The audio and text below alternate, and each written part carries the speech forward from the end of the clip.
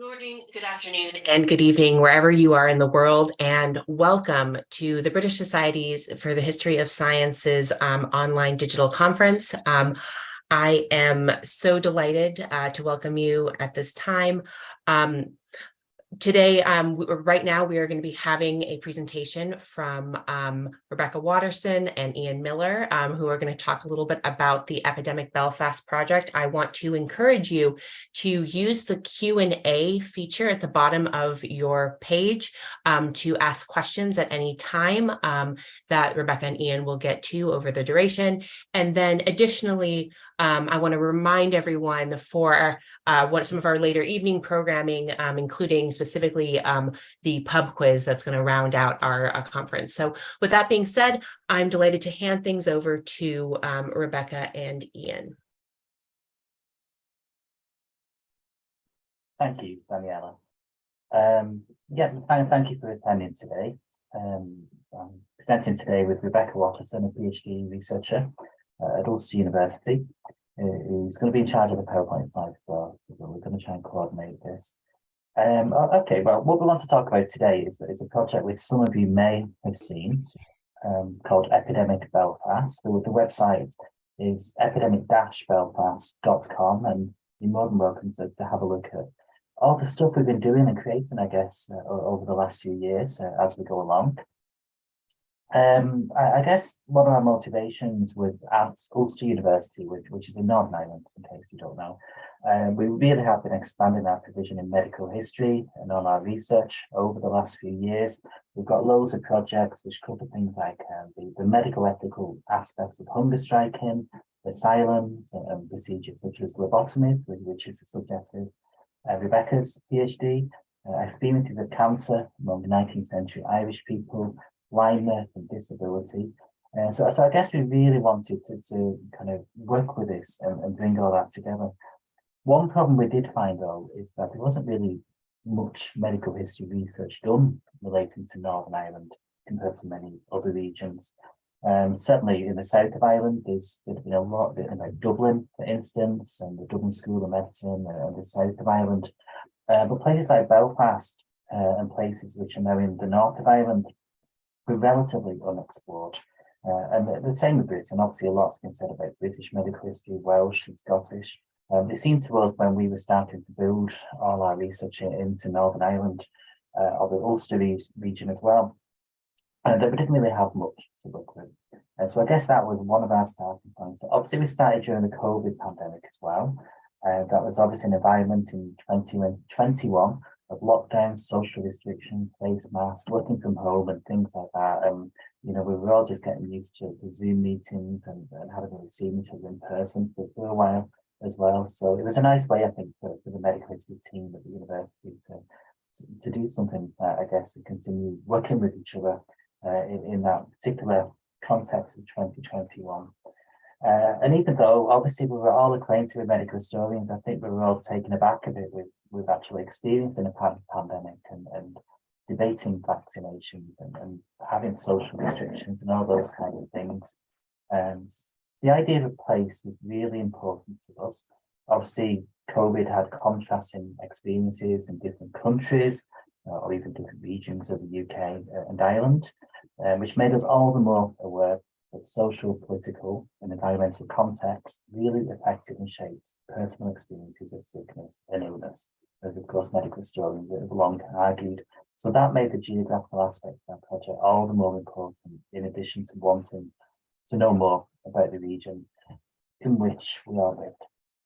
So we plan to do a short podcast series, and maybe it'll be 4 or 5, maybe 6 episodes at most, and that rapidly expanded into 28 different podcast episodes involving oral history, involving original research, or in some cases just drawing upon our own research, interviewing other historians. So it really expanded, and even now we're still adding to this number of 28. So we've had a lot to talk about, much more, I think, than we initially envisaged.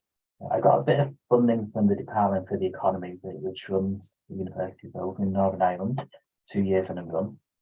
more recently a smaller AHRC grant as well. So but we've kind of been putting all this work together over the years and getting bits of money for new things as everything progressed. We'll talk a bit more about impact and things, or Rebecca will in a second. Just one last note. I guess we wanted to be critical and challenging. We didn't want to produce just a kind of nice understanding of medical history in the region. We didn't want the kind of heroic battle against sickness and illness narrative, and we didn't want to focus too much on doctors and men discovery. Not that I'm saying those things are unimportant, but we didn't want to take it as a starting point. Much of our focus was towards patients, sick people, disabled communities, people who don't often get much of a voice, or people who aren't foregrounded often in more popular narratives of medical history. So I guess as social historians in medicine, that was our starting point. We wanted to be inclusive and make sure that as many people's voices got heard as possible, and not be afraid to critically examine problems or to be critical. I mean, it's Northern Ireland, so there's plenty of things, to do with the politics and all of that, which are worthy of criticism. So we were always quite determined to incorporate things like people's negative experiences of disability, gay conversion therapies, which Rebecca will talk more about, all the ethical issues in medicine that arose during the Troubles and all of those. And just one last note was Ulster University was opening a medical school at the time as well. So we kind of ended our podcast series on a look to the future, I guess.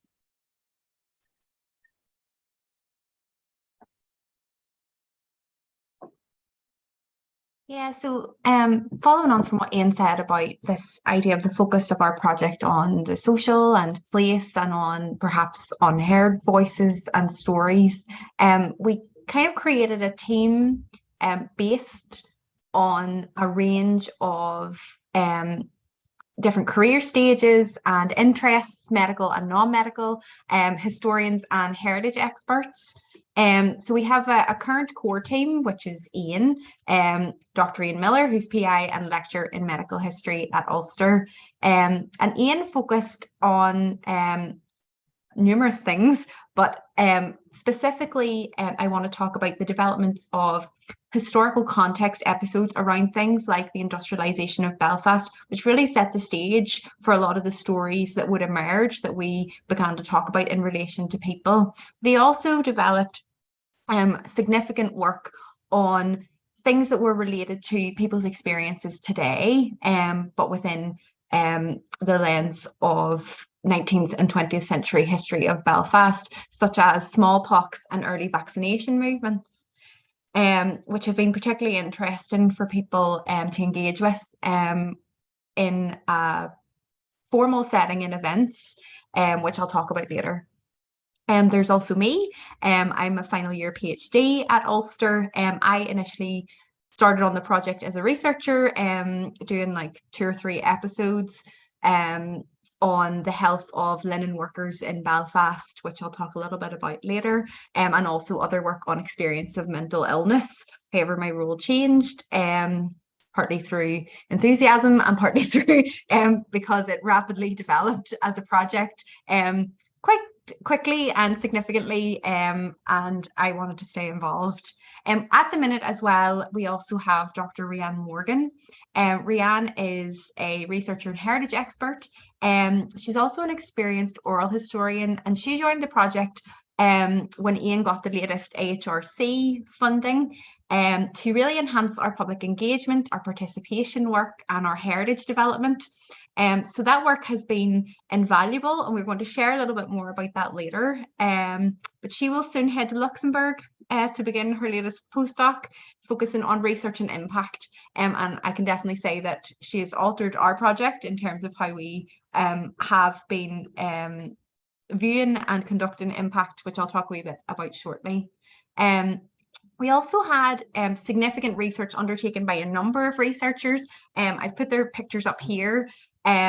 Dr. Eugenie Scott, again, a PhD at Ulster, who graduated just a few weeks ago. She's a historian of cancer in 19th century Ireland, and that's a significantly under-researched area. She now works in the Department for Public Health. And Eugenie carried out significant recruitment for other episodes as well. She conducted interviews, as well as sharing a podcast and article on her own research. And that allowed us as a platform to share a unique perspective on health and illness experiences that are very much relatable to a modern day experience of cancer. We also had Dr. Tom Thorpe, who is a tour guide and public historian. And out of our work in Epidemic Belfast, Tom has developed a walking tour. And he also produced several episodes on a specific educational institution in Belfast, which really shone a light onto the class differences relating to health and medicine in Belfast during the 19th and 20th centuries. We also have Hannah Brown and Rebecca Brown, who are twin sisters, and both of them began on the project as master's students, but both have now shifted into PhD researcher positions at Ulster University. Hannah is developing a project on polio experiences in Northern Ireland, and Rebecca is developing a project on visual impairment in Northern Ireland. And both conducted research and interviews for Epidemic Belfast. And lastly, we have Michael Kinsella. Michael is also a PhD researcher at Ulster who worked on the migration of individuals from the north of Ireland to Scotland, where they sought asylum care and their reasons for doing so. And again, Michael researched several episodes, conducted interviews, and also worked with us at an event at a museum where we introduced visitors to ideas of medical history through photographs and storytelling. And I'll talk a little bit more about that later. So this mixture of career stages and interests and areas of expertise kind of allowed the project to flourish and evolve in different ways, which has really enhanced both our impact and also our audience. It has really allowed us to interact and engage with a diverse group beyond who we had initially expected. So I'll talk a little bit about that impact now. And we have, as Ian said, 28 podcast episodes. We have over 5,000 listens, which for a project which started out with the intent of being 5 episodes is kind of beyond what we had anticipated. We also have a number of written articles on the site, which are swiftly becoming utilised by individuals and groups engaging with genealogy, to enhance their understanding of medical and health experiences of their ancestors and their family members. And that's certainly an unexpected impact of our project, but one that we find very exciting, and that we're going to be working on developing more on in future. We've also been involved with a number of publications, including History Ireland, which is a bi-monthly Irish history magazine, which we publish semi-regular articles in. Ireland's Own, which is the longest running general interest magazine in Ireland, where we share short articles on things like conditions in the linen mills, which are relatable to the audience that would be reading Ireland's Own now. We've also had a 2-page spread on our project in the Belfast Telegraph, which is a daily newspaper here in Northern Ireland, and local blogs such as Slugger O'Toole, which again have featured our work.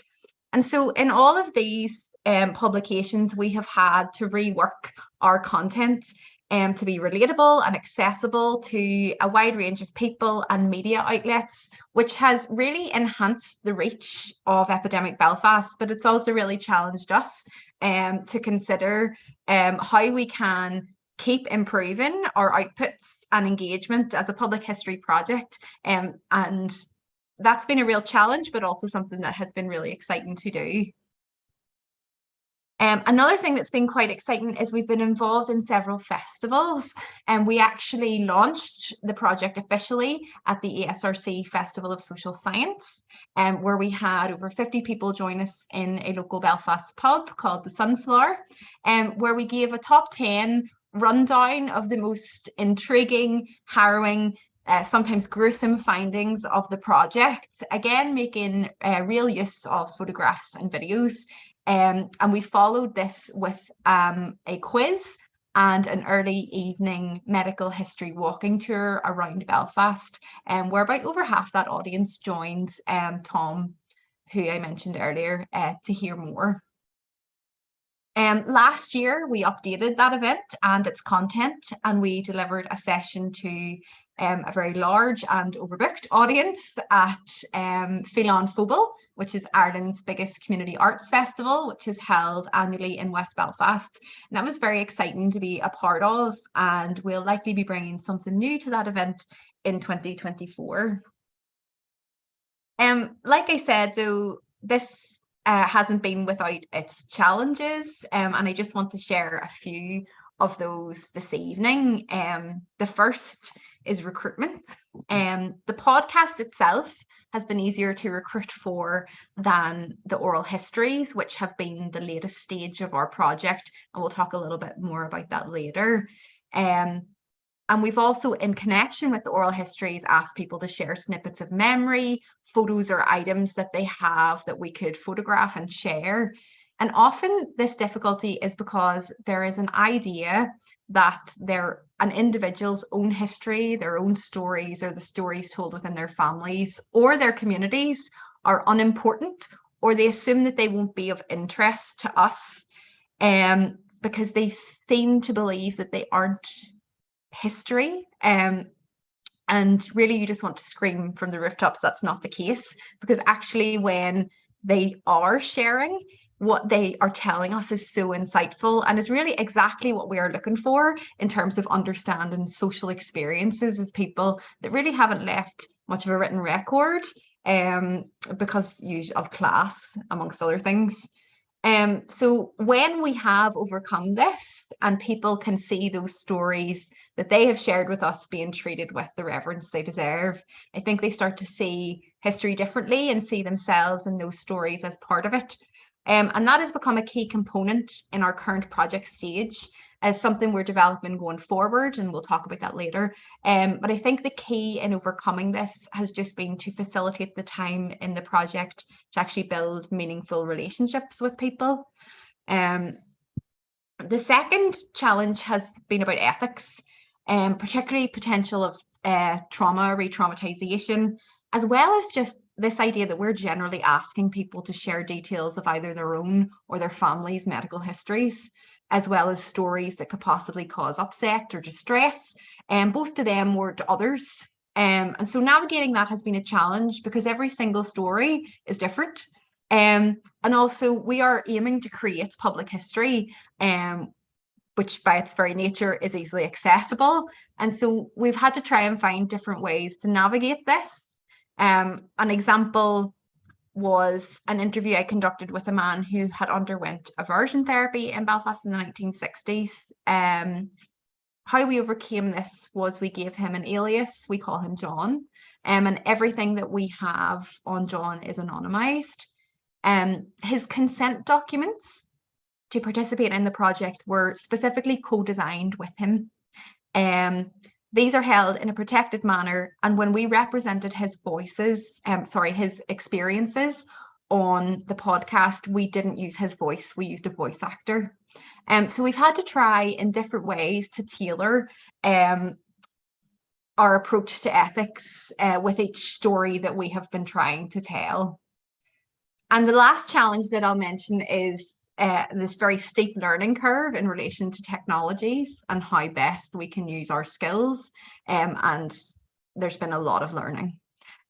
We've created the website ourselves. We've learned how to use numerous platforms such as WordPress and audio editing software, amongst an array of other tools. That has been time consuming, but it's also enabled us to develop the project naturally because we have stayed so close to how it works. And so we understand how we're using the website, we understand how others are using it. So from that perspective, we can develop new ideas, or we can develop different ways that we can enhance the website and our online presence.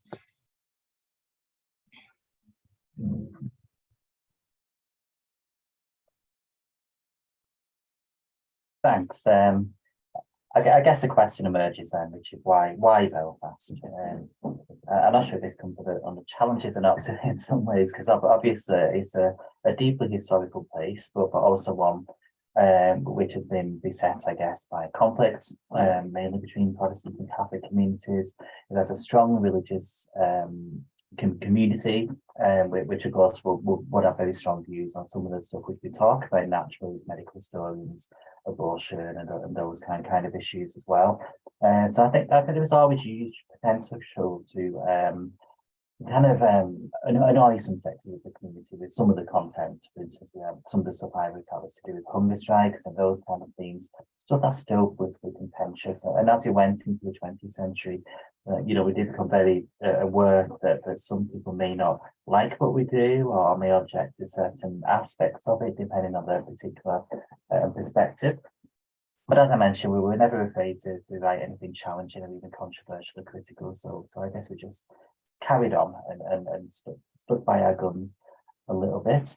But Belfast is interesting. I should say as well, we did want to do other parts of Northern Ireland. We just kind of haven't quite got round to it yet because we found we had enough to get on with in Belfast. But there's also bigger cities like Derry as well. There's also a lot of rural places in Northern Ireland which people don't know the history of, and we certainly don't know the medical history of those regions yet. So we do plan to expand over the years. But for now, we stuck to Belfast as best we could. I don't know how familiar people in the audience are with Irish history or the basics of it, but Belfast was more or less the only major industrial city, I guess, in 19th century Ireland. Dublin and Cork were pretty big, but it's only really the north that experienced some kind of industrial revolution, which you consider to be fairly equivalent to Manchester and London and other places in Britain. Obviously, the cotton and linen industry were quite famous, but also shipbuilding. So the Titanic, which has of course been in the news again recently, was built and set sail from Belfast. So there was a really kind of industrial dimension to Belfast, which you didn't really see to the same extent in other parts of the island of Ireland. By the turn of the 20th century, Belfast was criticised internationally for being one of the unhealthiest places in the world. It was often compared to Glasgow, New York, for instance, which is quite unusual given that it's quite a small place, and you would think that the health conditions in a comparatively small urban centre would be fairly easy to manage, but that wasn't the case. So some people often accuse the government in Northern Ireland of being quite apathetic or not up to scratch at times, and that always seems to have been the case with the local government and their attitudes to public health. In the late 19th century, they kind of built a second city hall in the middle of Belfast and things like this. And I think a lot of that diverted money and financial support away from people who would have benefited from closer attention being paid to their health. Of course, a lot of that could seem fairly similar to how things went in other parts of Britain. It's after partition, when things get really, really complicated. But for us, quite interesting as well, because as I said, we are interested in place, and geography and politics and how those intersected with people's health. And Northern Ireland was partitioned in 1921, and obviously the border, you've probably seen quite a lot of the news in the last few years. And that essentially separated 6 counties of Ulster from the rest of Ireland. And there was essentially 2 legislative places on one island. Of course, it offers really good opportunities for cross-comparative research, because obviously people have roughly the same health problems across the island, but the ways in which it's managed politically and socially can vary a lot at any given time. Relations between Catholics and Protestants deteriorated almost immediately after partition. Obviously, the Troubles began in 1968 in response to the relative lack of civil rights experienced by Catholic communities compared to the Protestant ones. The 30-year conflict known as the Troubles dragged on all the way until 1998. And obviously that context was really important to some of our episodes, not all of them. I mean, a lot of people experience disability regardless of the Troubles. It was just part of their life, and the Troubles was in the background. But other people we spoke to, like former prisoners who maybe had adverse experiences with prison doctors, for instance, or who went on hunger strike and encountered a doctor. I mean, and those people were obviously much more embroiled and actively participating in the Troubles. So we did kind of range of voices, and we didn't just stick to participants of the Troubles, but kind of, we also wanted to know how people live their day-to-day life as the Troubles was going on, and how they experienced sickness and illness against that backdrop. So I'll just give you a brief overview of some of the stuff we looked at in the 19th century. Obviously, we were restricted primarily to printed and archival material for the earlier periods of what we were looking at. we relied a lot on interviewing different historians who have researched that, and as Rebecca said, there was lots of gaps as well, which I tried to fill in. So one of the things I was interested in personally was the anti-vaccination movement. Obviously, in 2021, when we put this stuff together, the debates for anti-vax were quite strong because we were all going out and getting jabbed or choosing not to in some cases. So I was really interested in seeing what can what can I find out about this topic in Northern Ireland. So this is an anti-vaccination poster which originated in Dublin, postcard, sorry, but it was distributed in Belfast, and I found this the Public Record Office in Northern Ireland. Using archives and newspapers, I wanted to uncover the lives of people such as Thomas Strain, who was a Victorian anti-vaxxer, prosecuted by the local government due to his insistence against getting his son vaccinated. Vaccination is compulsory, and you can see the debates which emerged at the time. Smallpox was obviously painful, disfiguring. Belfast was a port town, so it was not uncommon for people to kind of throw people off the ship who were suffering from smallpox and then flee back and scarper off. So Belfast's position as a port city also influenced the ways in which disease was spread and experienced as well. So we're really interested in things like the cutting of flesh with a lancet, which left a permanent scar. The fact that Victorian vaccinations could be quite unsafe if they were performed on an undernourished, impoverished child, as was often the case in Belfast. So I guess going back to what I was saying earlier about wanting to know about people and people's stories, our interest was really with how did men like Thomas Strain negotiate the fact that vaccination was made compulsory. How did they respond to propaganda posters and postcards such as this on the screen here? How do they navigate science, and how do they understand and form responses to the problem with smallpox, and making a decision, I guess, that maybe being exposed to smallpox would be better than or safer than getting jabbed. So obviously a lot of that had resonance at the time to everything that was going on. Obviously vaccination wasn't compulsory here during COVID, but there was questions raised about its safety and unwillingness to be vaccinated, the potential risks involved, because of course we weren't quite, well, we hoped it'd be properly tested, but of course some people may have still been a bit worried as they went to get the jabs.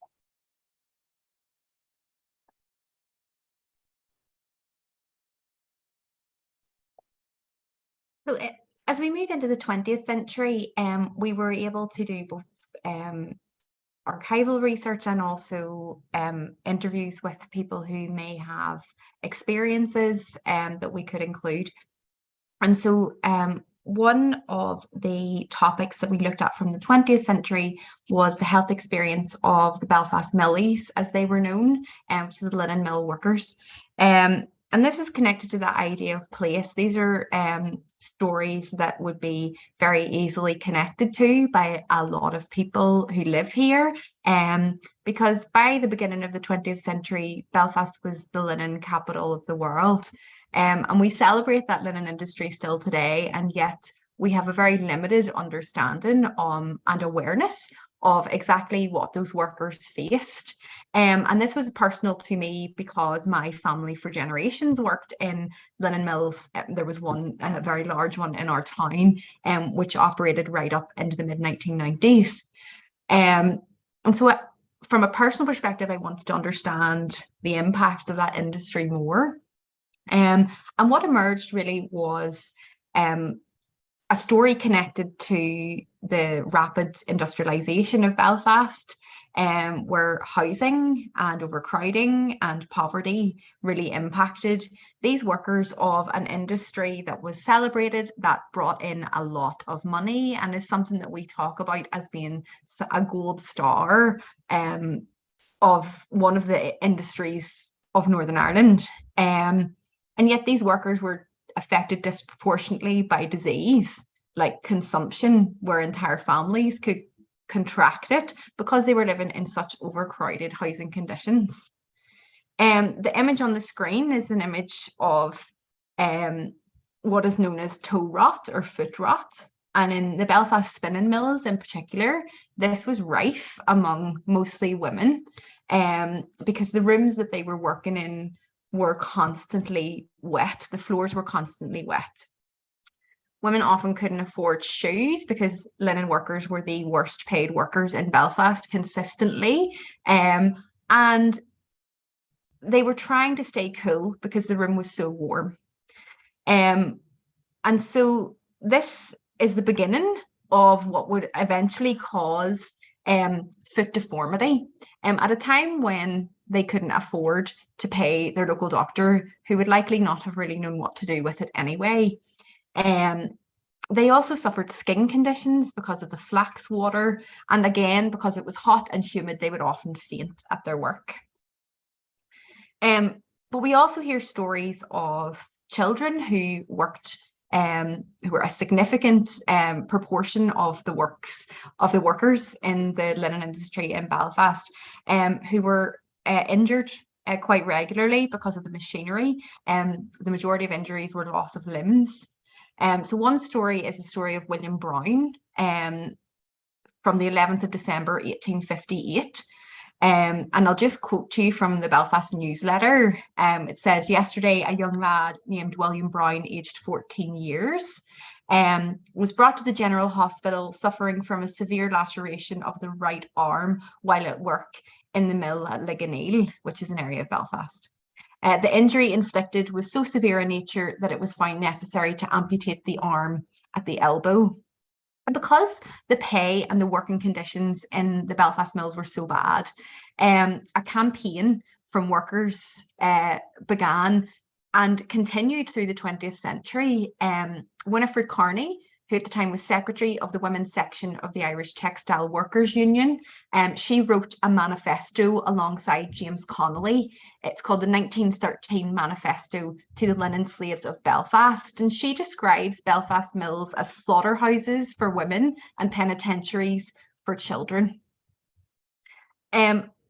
We have stories from 1930s and 1940s Belfast from a lady called Sadie Patterson. She worked in a mill and she described the children walking to work in their bare feet, again emphasising poverty, through snow, and women lifting them into the warm water to warm their feet up in the spinning mills. Sadie and other mill workers went on strike for 7 weeks in 1940, but their demands were not met around their working conditions. And this was something that repetitively occurred in the linen industry in the north of Ireland, and yet it is a story that isn't talked about very much, or when it is talked about, it's talked about in relation to pay. But it wasn't just about pay, it was about the impacts of working in the linen industry on health that really spurred those workers into action. Linen went into decline from around the mid-20th century, but we also have stories from former linen mill workers in mills that were operating up to the early and mid 1990s who are describing working conditions as being almost the same as what we have seen in the earlier histories that we have undertaken, including spinning in their bare feet.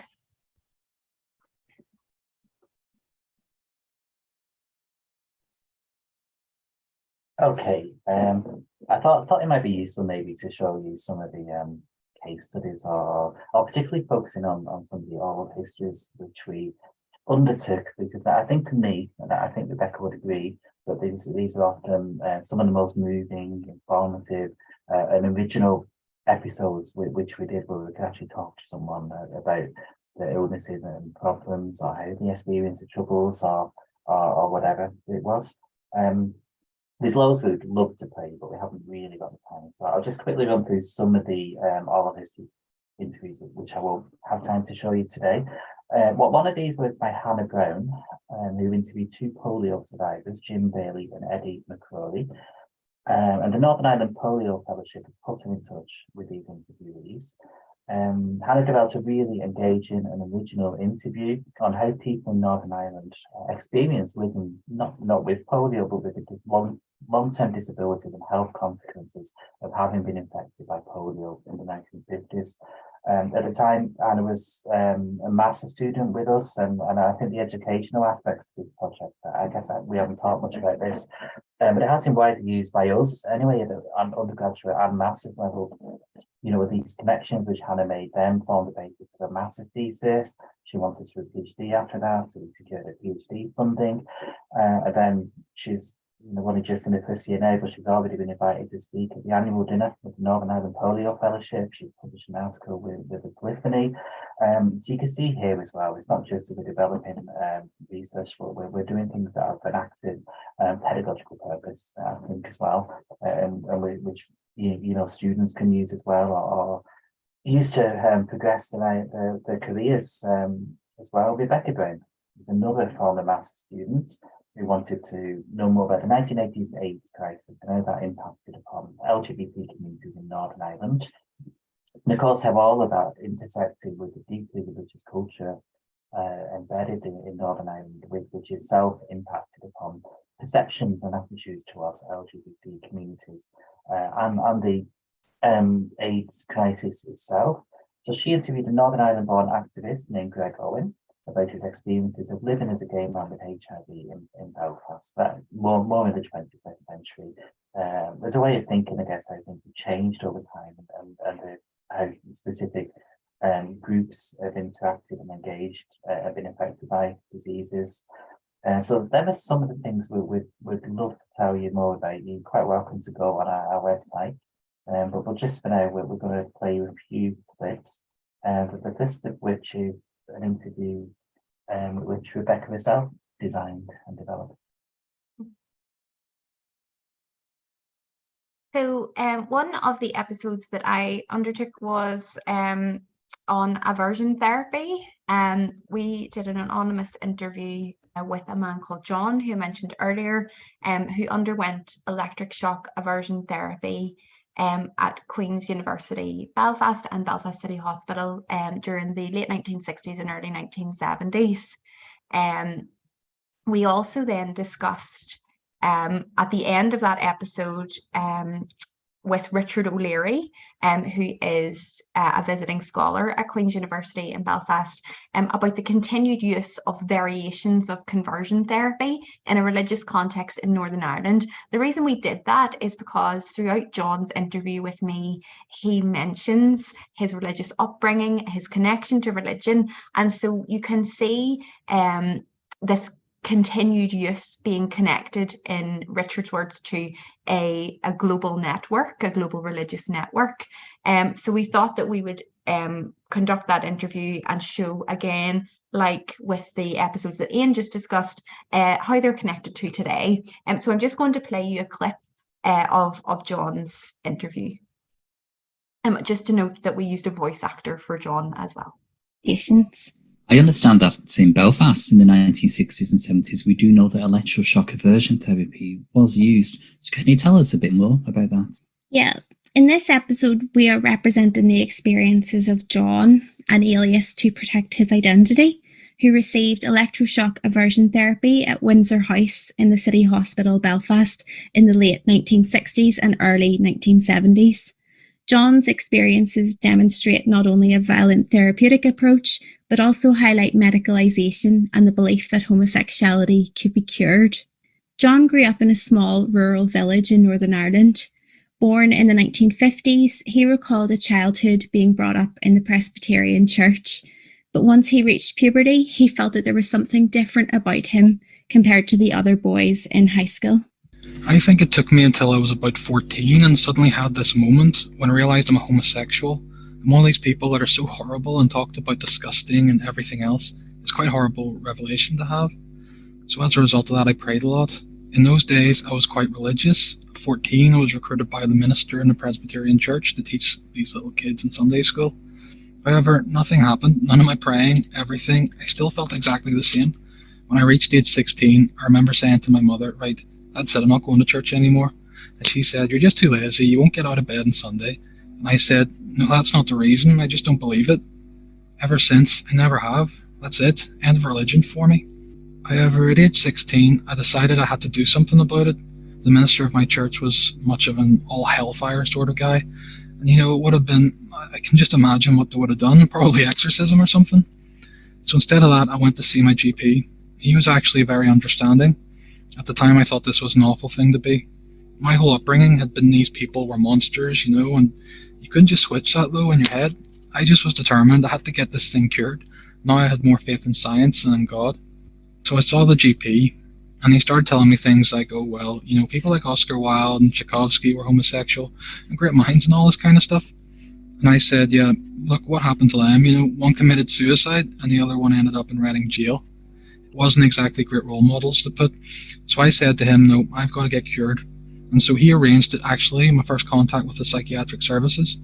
He would arrange for me to go down to Larne to the Moyle Hospital, the nearest hospital where there was a psychiatric service. And he arranged for me to go there once every couple of weeks or so on a Wednesday afternoon. It was sports day, and I didn't play sports anyway.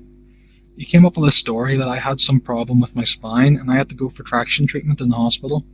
I had a line from a doctor to my school so I could get off school, and my parents, I told them the same story. What the psychologist basically told me was that I was quite shy. I had difficulty interacting with my peers, even at school. I wasn't, the most popular boy. I was a bit more sort of academic and did well in classes. So he said to me this was the problem. He said, basically, what's happened is you're afraid of interaction with women. You're afraid to get too close to people. So because of that, you're transferring your sexual feelings from women to men. So this was his theory.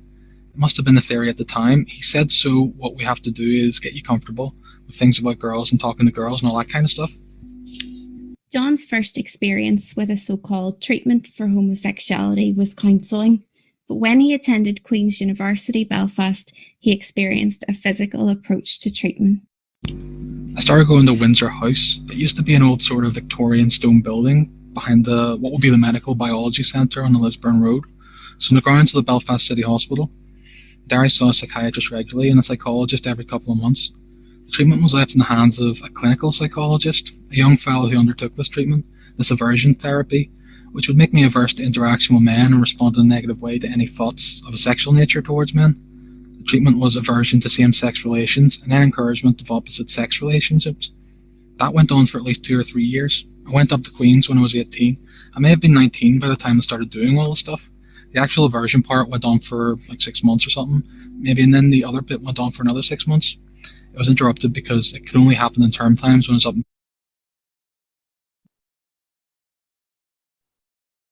Belfast. I think I was probably 22 before it stopped. How long did the aversion therapy sessions last for? Probably around 30 to 45 minutes. The first thing that happened was he showed me all these slides. I suppose that there would be sort of pornographic slides is what you call them, of men. And either by themselves, like naked, semi-naked, naked, erect, sometimes having sex with each other. I remember saying to him, where on earth did you get all these things from, these slides? He said, we actually get them from slides that have been confiscated by customs officials. It's hard to imagine that, the interactions of government departments, the health service, going along and asking the customs, have you got any dirty slides? So anyway, we went through the slides in progression from my least favourite to my most favourite. Then they wired me up to a machine that would give you an electric shock. I remember at the very beginning, it was in your feet. You had to put on these plimsoll things that were wired up to your feet. I just had very sensitive feet or something. I couldn't bear the thought of having these things in my feet. So I got them to rig the electrodes up to my hands instead. And so then he showed me how the machine worked. We did a few test runs and he would say, now, this is the mildest shock you'll get. I got the experience of having a few shocks of increasing intensity just as a trial, what it was going to be like, which absolutely terrified me. It was horrendous. They attached a sort of loop thing to your penis, which was a pressure measuring device. So basically, if you got an erection, it would stretch this wire and they would get a signal. So they would know when you were watching these slides. He would put the slide up, I would look at it, and I was supposed to allow myself to be sexually excited by this. At which point, once they detected some change in this machine, the excitement level, so I get a slight shock, and then I was supposed to continue having sexual thoughts about this person. And then after another 30 seconds, I was still getting excited. I would get another shock, only a stronger one. Personally, I simply couldn't get erect and excited, looking at things, knowing I was just about to get an electric shock. Stupid premise anyway. So nonetheless, I told him that. And he said, well, that's okay. We're going to go through the procedure anyway. You'll come in, he said. You may not get a lot of shocks, but you will be in a stressful situation, and you will learn to associate looking at pornographic images of men with an unpleasant thing. This went on probably for most of my first or second year at university. And then after that was finished, we Patients. I understand that it's in Belfast in the Okay, yeah, our next case study relates obviously to the troubles or the conflicts, as some people call it, which obviously came up quite a lot well, as we began to explore more recent time periods. And obviously the issue of the troubles still causes much controversy to today in many different ways and in the context. Across Northern Ireland, Britain, there hasn't really been too much research done into the medical aspects of the troubles. Greta Jones a few years ago had done a lot of work on the kind of ethical aspects of it all, and Ruth Kuhn recently, who was doing a PhD with us, and she explored like the role of doctors and nurses and all these people who got involved in some way or other in the troubles from a medical perspective. My own research, some of you may know, I wrote a book on the history of force feeding, of hunger strikers, so that inevitably ended up covering the 1970s actually, when ILA prisoners were force fed, particularly 1974 to 5, 3 to 4, sorry, when the crisis was force fed, which caused a huge ethical debates within medicine. Another thing I'd look at is trauma, which of course still comes up now, and there's loads of issues with the pensions and those kind of things in Northern Ireland, much of which does go back to this idea of PTSD and trauma. Rona Fields is someone I like writing about, who was an American social psychologist who spent a lot of time in the 1970s going up and down the Falls Road in different areas. And she was convinced that people were suffering from severe psychological distress, and particularly children and women. But most of the local psychologists were kind of quite dismissive of this idea at the time. Fields saw this as a very political stance to take, and to some extent I'd agree with her. So that's another article on our website does relate to the history of trauma. We interviewed Ruth and also Patrick Garland, who was a porter in the Royal Victoria Hospital at the peak of the conflict in the 70s and 1980s. For those of you who don't know, the Royal Victoria is situated right in the middle of the Falls Road, which is one of the traffic areas most affected by the Troubles. The British military stationed itself at the hospital, which obviously caused a lot of problems for various different reasons. Obviously, the hospital should, in theory, be a neutral place and shouldn't really have the army stationed within it if it's going to maintain this illusion of neutrality, I guess you could call it. When the hospital became a target for IRA attacks, the presence of soldiers walking up and down the corridors annoyed even less politically motivated people such as Patrick, who we interviewed, and also caused day-to-day fears about physical safety.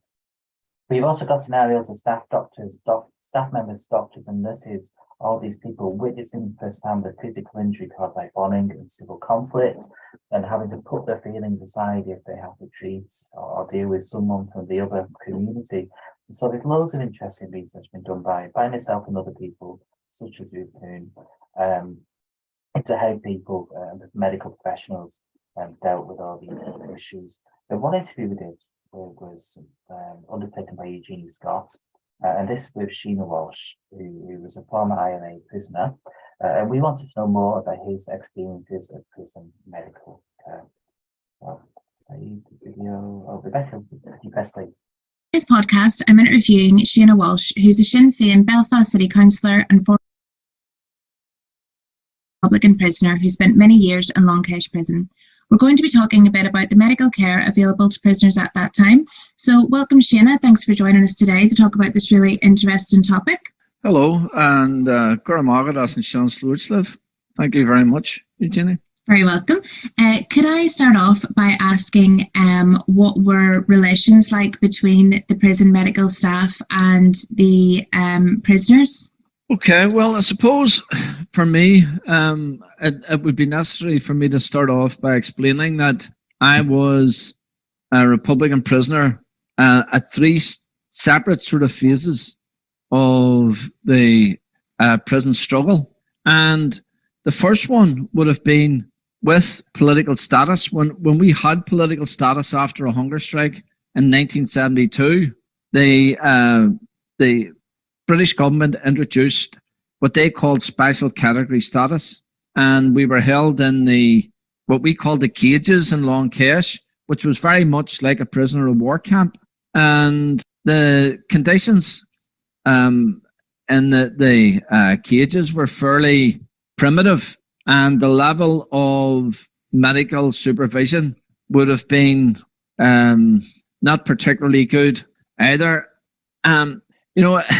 Every time someone would make an approach to the doctor, or that there was some sort of a medical issue, it was always viewed as with suspicion. That there was always some sort of Agenda? some sort of a hidden agenda behind the reason why you're coming out to see the doctor, or that you have to go out to the hospital on the outside. And they were, the security was paramount in everything, and how they viewed the whole medical treatment. And in general, we viewed the medical staff, both the medical, the prison medical staff, and then the actual doctors, the trained doctors who come into the jail. As far as we were concerned, and that they were part of the system. But having said that, there was no antagonism towards the medical staff. Mm-hmm. Okay, and whenever they took away political status in March 1976, I was released, and then I was recaptured on active service towards the end of 1976, and I ended up in the H blocks from on the blanket protest until the end of the hunger strikes in 1981, and that was a totally different experience, because if the first period or the first experience for the medical staff in the cages can be said to have been one of indifference, shall we say, the way that the medical staff treated us in the main during the protest years was totally against what I would regard as the medical oath that they had taken to safeguard the health and well-being of prisoners or any sort of patients.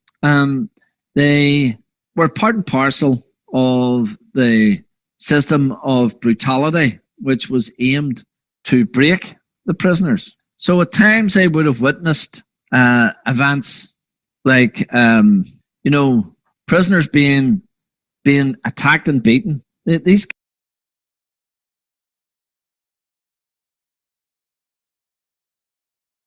Another episode we did was on the thalidomide tragedy, and we interviewed Jacqueline Fleming, who you can see on the screen here, a thalidomide survivor and an artist based in County Down in Northern Ireland.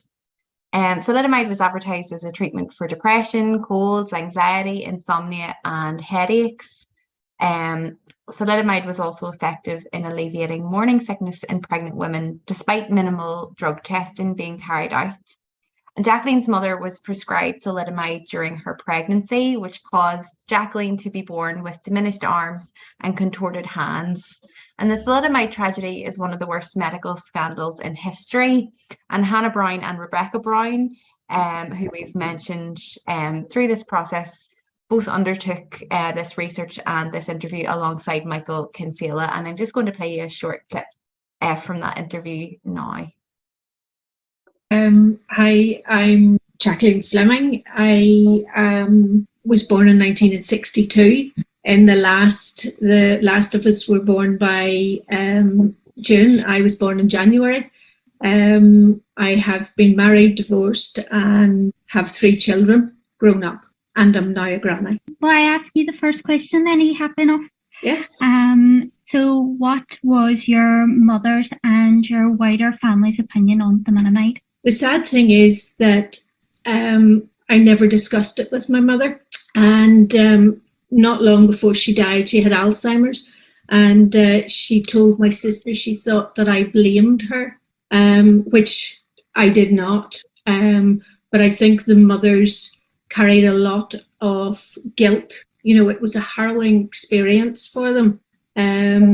My father discussed it with me once, and he told me that he arrived at the hospital, he said who he was and what the baby was, their name, and the nurse greeted him with, "Oh, that's the armless baby."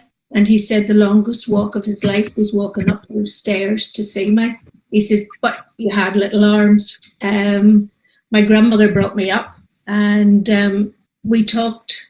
I would have talked to my grandmother about it, you know, and my mum was young, you know, and it was quite common in Northern Ireland for your granny to bring you up, which is what happened in my case, because she had more patience and all the rest.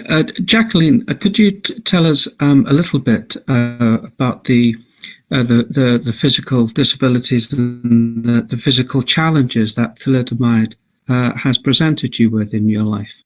My disabilities are in my upper limbs. My legs are, if you want to call them, normal.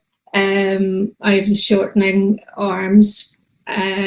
With it, the difficulties are finding clothes that you can get on and off. You know, you look at it, we go out, we look at blouses. I look to see if it'll fall off my shoulder, if I can get the buttons done. Trousers, Marks and Spencer's, I have 7 pairs of the same trousers because I can get them on. And this year they changed them to hooks, which is a disaster because I can't do the hooks. But life is just, it's that physical thing where you just have to be thinking ahead of yourself at all times. A big physical challenge was whenever I had my children, because you felt that you had to be the best mother you could. You had to prove that, you know, you were fit for this. I personally had a wonderful health visitor who was very encouraging in that. But I think whenever you see somebody bending down and putting their teeth into a baby's baby grow to lift them, it frightens anyone. Even my best and oldest friend, she said she was frightened the first time she saw me lifting my first daughter. Okay, hopefully you should have a good idea of, I mean, obviously these things happen in many places, but there is a sense here, I think, that is specifically Northern Irish attitudes to disability or to illness or specific events relating to the troubles that were very unique here. And as you can see, we're trying to get the voice of the people and to produce an account which is a bit less doctor-centric. Well, we did end as well, and I won't obviously outline the COVID pandemic at this stage. I think it's all fresh in our heads, but at the time we were opening a new medical school, and we had Professor Louise Dugraff, who was working part-time as the new dean of the UU Medical School, but also as a GP as well. So she had a real first-hand account of the experiences of the patients. At the time we interviewed her, the pandemic was still going on. I think vaccines had recently come out, and so that's the stage we're at. But there's still a lot of uncertainty about the future and what was going to happen next, and kind of fears about variants and those kind of things, and how long we'd be locked in for. It's still a bit uncertain, I guess. So the final clip we'll play today is just for 2 minutes or so, just to highlight Louise's personal experiences of the onset of the pandemic and the ability to provide adequate patient care. Kind of precursors in the last few years. So, for example, we'd seen SARS, MERS, and of course in Africa we'd seen Ebola. But even though we, as a GP, I had been prepared for SARS. I'd gone through all the fitting of my personal protective equipment, and we had plans in place for our homeless patients about how we would manage them. It never came to anything. It felt like they felt like false alarms, and I think Ebola, although we watched Ebola unfold, it never got really to our shores, and so whilst we as clinicians knew that these things could happen, I think we had developed perhaps a sense of complacency, that perhaps they wouldn't happen to us, and so the evolution of the COVID pandemic came as a shock. And I remember very clearly being in London with my colleagues in the medical school, and we were watching TV footage from Italy. And one of my colleagues, who is a consultant in intensive care, looked at those images and said, gosh, those patients are really sick. It was very obvious to him. And I think the speed with which that the pandemic came upon us, as well as the severity of the impact on people, took us all somewhat by surprise. Obviously, COVID.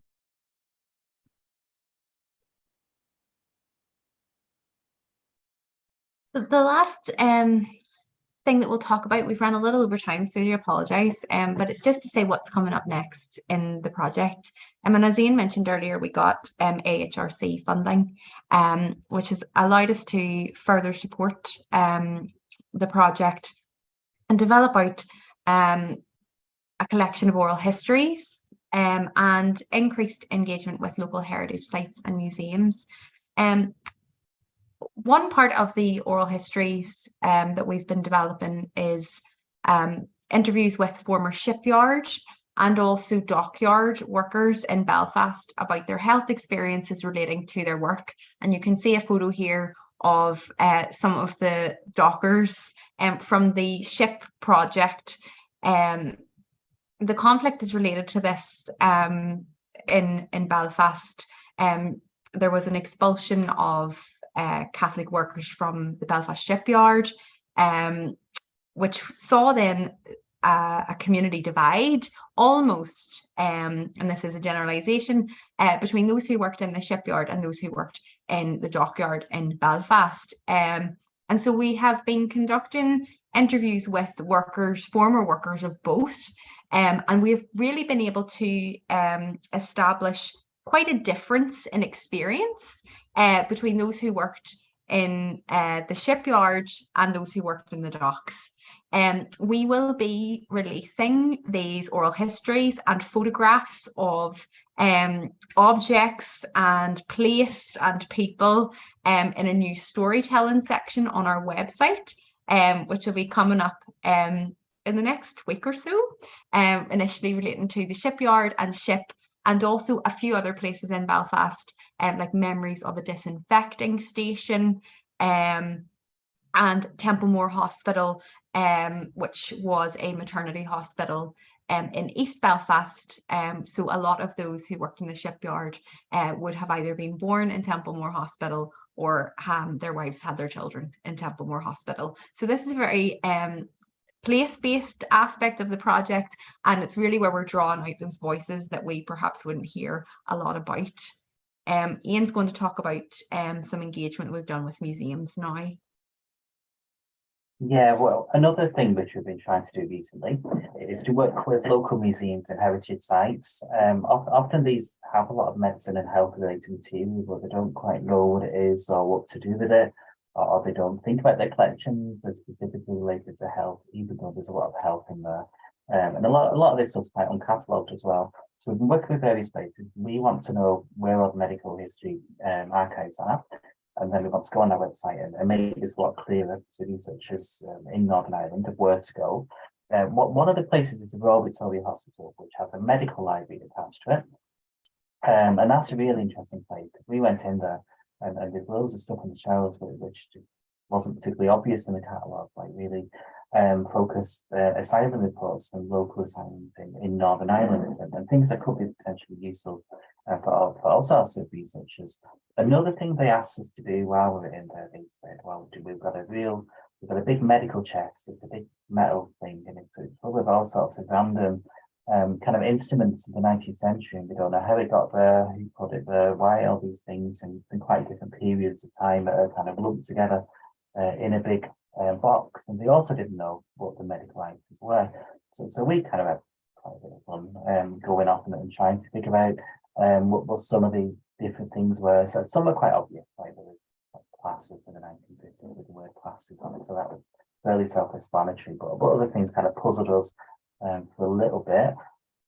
turned out that the ones kind of in the middle there were the collection of kind of next to the box was a chef handling kit, which we didn't quite know what it was at first until it became a bit clearer.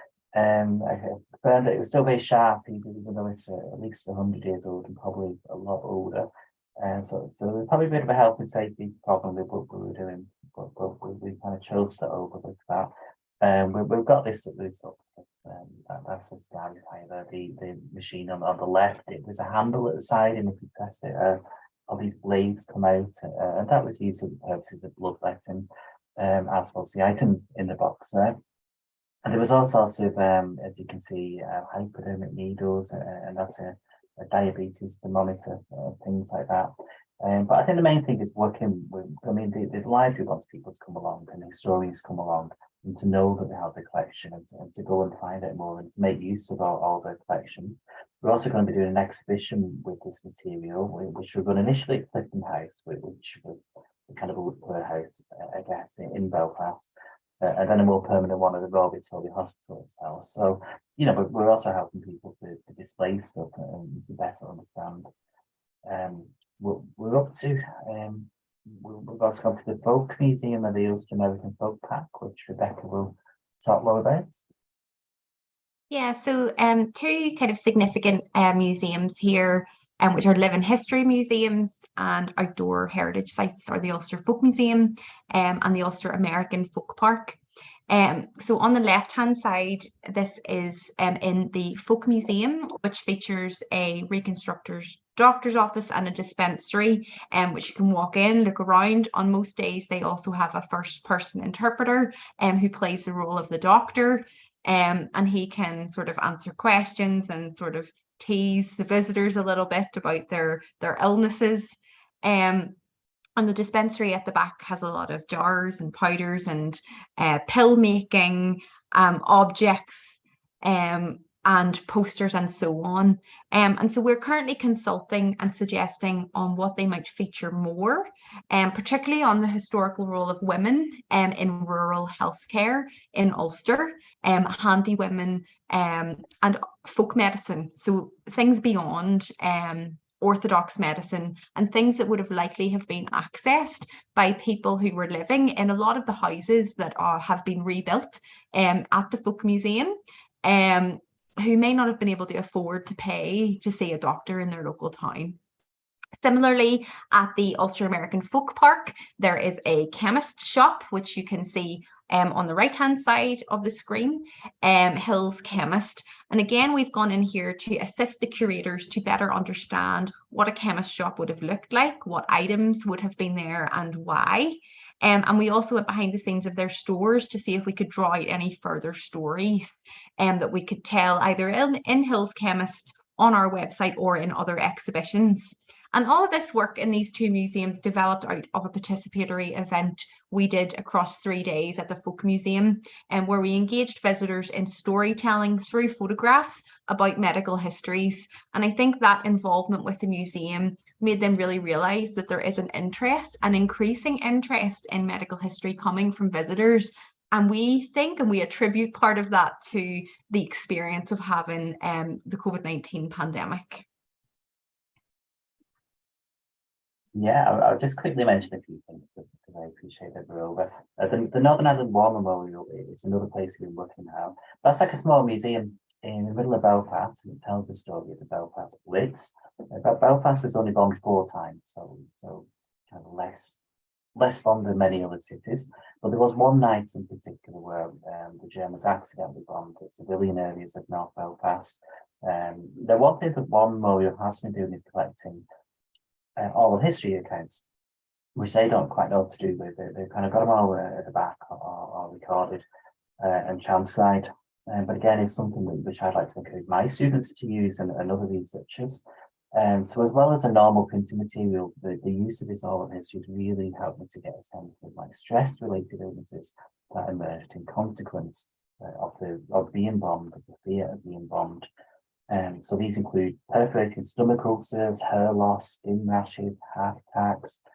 Some people were so traumatized that they felt they'd had a nervous breakdown and were unable to work until well into the 1950s. That level of detail is really coming out just by using the oral histories and kind of complementing a lot of the stuff that's already been written about by historians in the printed material.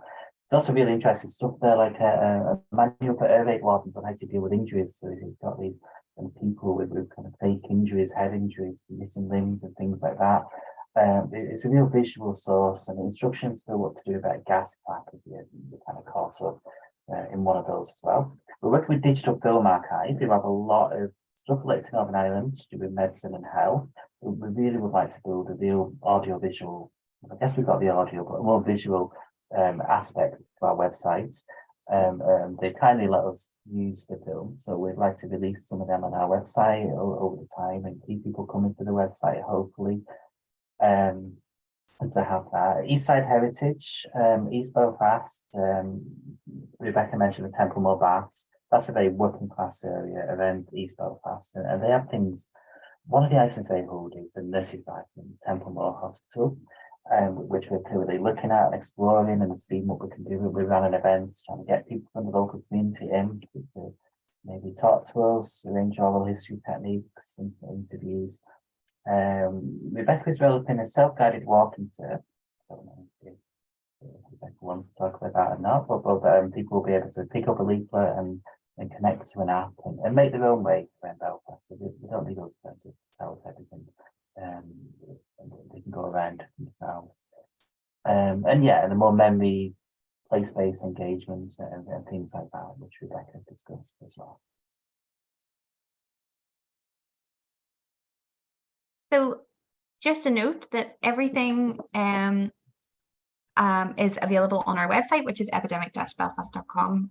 We have podcast episodes, we have articles, we also have an online map of all the sites which Ian developed, which is on Google Maps, and we will be launching the storytelling section and also an online exhibit of all of the items in that big medical chest that Ian mentioned from the Royal Victoria Hospital, and those will be launching in the next week. So we're very excited if you would take a look at those and let us know what you think. And you can also listen to all the podcast episodes on the usual platforms, Spotify, Apple, etc. And do follow us on our social media. We would love to have you. And thank you very much for listening. We apologize for going over, and we're very excited. And if anybody has any questions, please pop them in the Q&A, because I don't think the chat works. So I think you have to use the Q&A section. If you have any questions, we'll stick around for a few minutes. Otherwise, thank you so much for listening.